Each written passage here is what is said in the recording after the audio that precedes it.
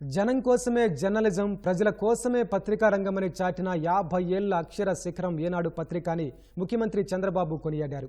సమాజాన్ని జాగృతం చేయడానికి, ప్రజల గలం వినిపించడానికి ఆవిర్భవించి దినదిన ప్రవర్ధమానమై వెలుగొందుతోన్న ఈనాడు పత్రికకు స్వర్ణోత్సవ వేళ మనసారా శుభాకాంక్షలు చెప్పారు.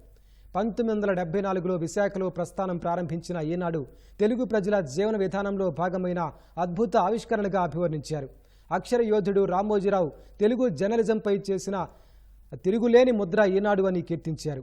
విలువలు, విశ్వసనీయత, ప్రజల తరపున పోరాటం, తలవంచని నైజంతో నిత్య నూతనంగా, అనునిత్యం ప్రజాహితంగా సాగుతున్న ఈనాడు దినపత్రిక తెలుగు జాతికి లభించిన ఆభరణమని ప్రశంసించారు. పత్రిక అంటే వ్యాపారం కాదని, మీడియా అంటే సమాజ హితమని నమ్మి ఆ సిద్ధాంతాన్ని 5 దశాబ్దాలుగా ఆచరిస్తోందన్నారు. అందువల్ల ఈనాడు పత్రిక ఎవరూ అందుకోలేని స్థాయికి చేరుకుందని చంద్రబాబు అన్నారు.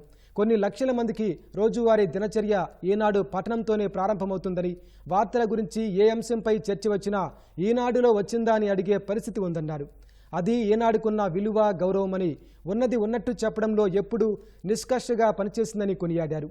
టీడీపీ ప్రభుత్వంలో తప్పులను ఈనాడులో రాస్తే వాటిని సరిదిద్దుకున్న సందర్భాలు అనేకం ఉన్నాయన్నారు. 1984 నాటి ప్రజాస్వామ్య ఉద్యమంలో ఈనాడు పోషించిన పాత్ర ఎప్పటికీ గుర్తుంటుందని అన్నారు. విశ్వసనీయత ఉన్న ఒక పత్రిక న్యాయం వైపు నిలబడి వాస్తవాలను ప్రజలకు వివరిస్తే ఎంతటి ప్రజా చైతన్యం వస్తుంది అనే దానికి నాటి ఉద్యమం ఒక మచ్చుతునకగా పేర్కొన్నారు.